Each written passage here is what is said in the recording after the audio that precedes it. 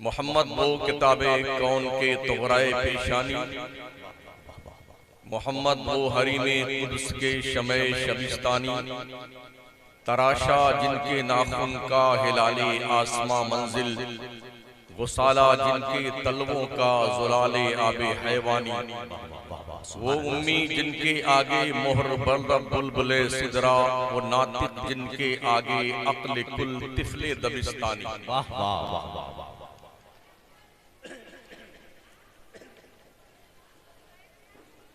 अल्लाह तबारक व तआला ने हजरत ईसा पैगंबर के आसमान पर उठाए जाने के बाद तकरीबन 571 साल के बाद जब पहला पैगाम उम्मते मोहम्मदिया के नाम भेजा,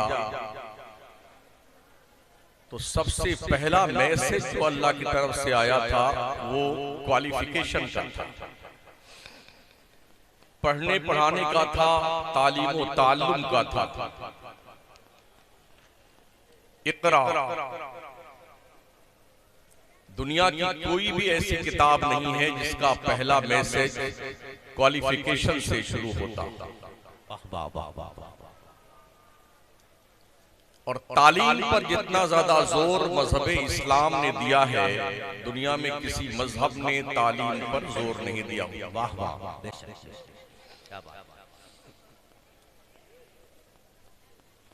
मगर अफसोस ये है कि इस मजहब की मजहबी किताब का आगाज क्वालिफिकेशन से हो रहा है, उस मजहब के मानने वालों की अक्सरियत जाहिल है।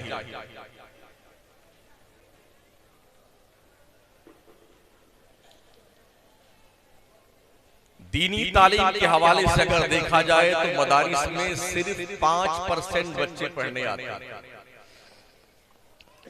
और दुनियावी तालीम के एतबार से देखा जाए कॉलेज और यूनिवर्सिटीज में पढ़ने वालों की तादाद 95% है, मगर 14% मुस्लिम स्टूडेंट्स 10वीं 12वीं पास या फेल होने के बाद ड्रॉप आउट कर जाते हैं, धंधा बिजनेस भंगार चुनते हैं, जाकर के गारमेंट्स में काम करते हैं, प्लेट धुलते हैं, टेबल साफ करते हैं, बीड़ी भी बेचते हैं, पान बेचते हैं।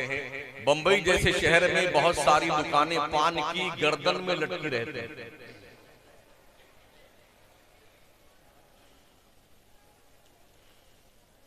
गोया हमने अपने रब के पहले पैगाम पर गौर करने की कोशिश नहीं की कि अल्लाह ने आखिर तालीम और ताल्लुम से हमारे धार्मिक पुस्तक का आगाज क्यों किया है। मजहबी किताब का जो पहला मैसेज अल्लाह की तरफ से आया है वो पढ़ने पढ़ाने का क्यों आया।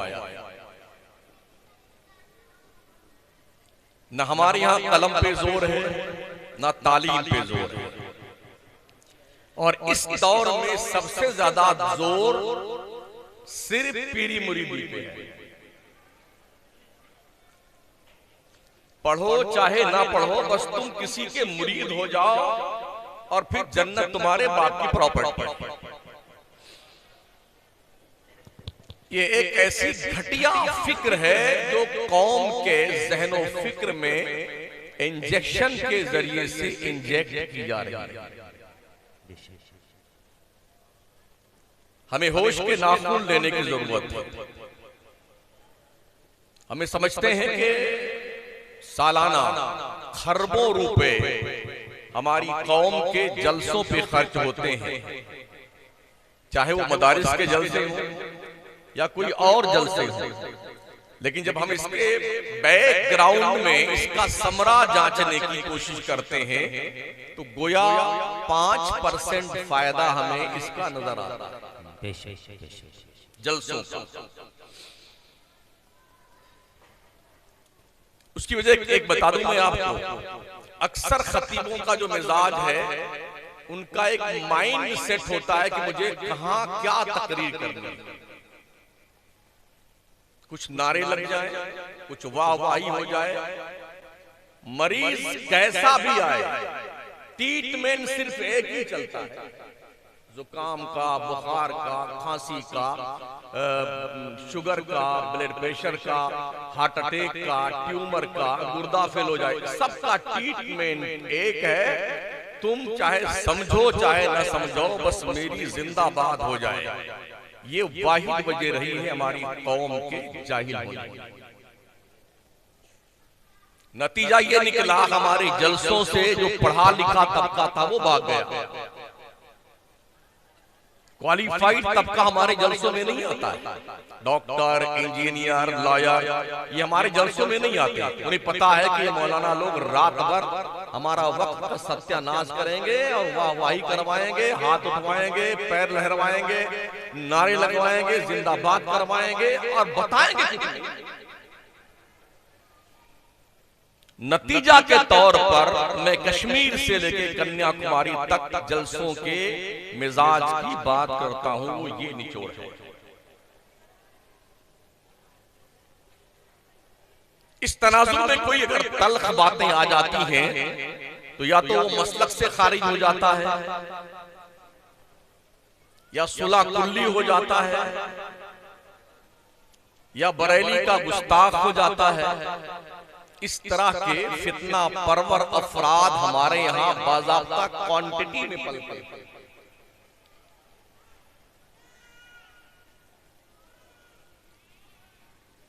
गुज़िश्ता कुछ सालों से हमारे जलसे मेले का रूप धारण कर चुके हैं। हलवा पराठा है, पूड़ी है, पान है, तंबाकू है, बीड़ी है, सिगरेट है, झूला है, कूदने वाला झूला है, घूमने वाला झूला है, आधी पब्लिक जलसे में और आधी पब्लिक बाहर। तो कुल मिलाकर के हमारी कौम का वक्त भी बर्बाद हो रहा है, पैसा भी बर्बाद हो रहा है, और जो मैसेज हमारी कौम को एक्सेप्ट करना चाहिए ना तो उन तक पहुंच पाता है और ना उसे वो कबूल करता है। अगर तमहीद के तौर पर ये बातें समझ में आ गई हैं तो अब सुने, अल्लाह फरमाता है, इकरा महबूब पढ़िए अपने रब के नाम से जिसने पैदा किया, जिसने पैदा किया इंसान को खून की फटक से। इकरा व रब्बुकल अकरमुल्लज़ी अल्लमा बिल कलम। पढ़िए पैगंबर, तुम्हारा रब बड़ी इज्जत वाला है जिसने इंसान को कलम से लिखना पढ़ना सिखाया। अल्लमल इंसान मा लम यअलम, इंसान को वो कुछ सिखाया जो वो नहीं जानता। आज हमारी कौम से मुराद सुन्नी कौम कलम की अहमियत नहीं जानती। हालांकि रब फरमाता है, नून वल कलमी वमा यस्तुरून। रब ने कलम की कसम उठाई है। ये कितना इंपॉर्टेंट चीज है पता है आपको? कलम इतना कीमती होता है, इसकी इफादियत मेरे पैगंबर अलैहिस्सलाम ने बयान फरमाई कि मैदान जंग में मुजाहिद को तलवार देने से ज्यादा बेहतर है किसी तालिब इल्म को टूटा हुआ कलम दे दिया। सुनिए, बोलिएगा मेरी तकरीर में नहीं, हजरत नाराज मत लगाइए।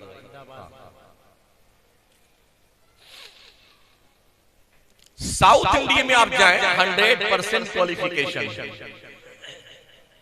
केंद्र की जितनी योजनाएं हैं और जो भी किसी भी मद में रकम मुख्तस होती है वो कलम को उनके हलक में डाल के सब निकाल लेते हैं। हमारे उत्तर भारतीय लोग बिहार, यूपी, राजस्थान, मध्य प्रदेश, झारखंड, वेस्ट बंगाल, क्योंकि जहालत शबाब पर इन्हें पता ही नहीं चलता कि हमारे किस मद में क्या फंड लागू किया गया है, क्या फंड हमारे लिए दिया गया है। ये उस वक्त पता चलता है जब कोई खबर छपती है कि इस मद में ये पैसा दिया गया था, खर्च नहीं हो पाया, वापस ये पैसा उसी फंड में जमा किया जाता है। क्योंकि हम पढ़े लिखे नहीं, हमारे पास इल्म नहीं है, हमारे पास शऊर नहीं है, हमारे पास जानकारी नहीं है। काश हमने बेदारी की आंखें खोली होती तो आज ये दिन हमें नहीं देखने पड़ते। सबसे पहला मदरसा दारुल दारे अरकम, उस पहले मुदर्रिस का नाम हजरत मोहम्मद मुस्तफा और उस पहले मदरसे के पहले मोहतमिम का नाम हजरत अबू बकर सिद्दीक।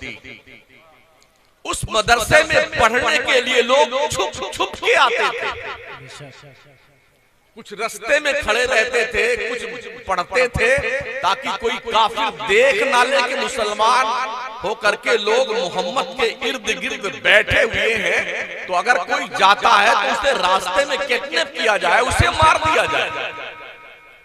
ये तौर तरीका था उस वक्त जब मेरे पैगंबर सल्लल्लाहु तआला अलैहि वसल्लम ने दारे अरकम मक्का की सरजमीन पे पहले मदरसे में तालीम और ताल्लुम का काम शुरू किया। छुप छुप के लोग पढ़ते थे। हजरत उमर फारूक आजम रज़ी अल्लाह तआला अन्हु फरमाते हैं, जब हिजरत करके ये सब मदीने गए तो मेरे आका करीम अलैहिस्सलाम ने अक़्दे मवाक़ात कायम किया। एक सहाबी अंसार के थे, एक सहाबी मुहाजिर के थे, दोनों को भाई करार दिया। मिजाज क्या था? हजरत उमर ने फरमाया, मेरे इस्लामी भाई, आज तुम कमाने जाओगे, मैं हुजूर के दरसगाह में पढ़ने जाऊंगा। तुम जो कमाओगे आधा पैसा मुझे दोगे और मैं जो पढ़ूंगा पूरी तालीम तुम्हें बताऊंगा। ये मुआहदा उनका था।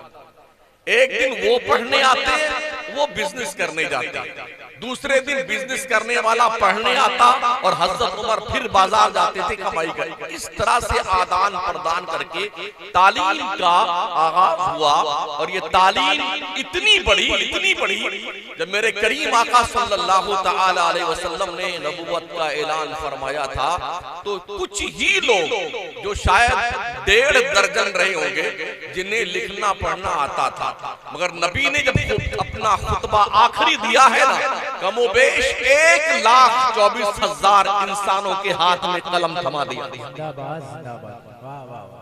हम क्यों नहीं पढ़ते?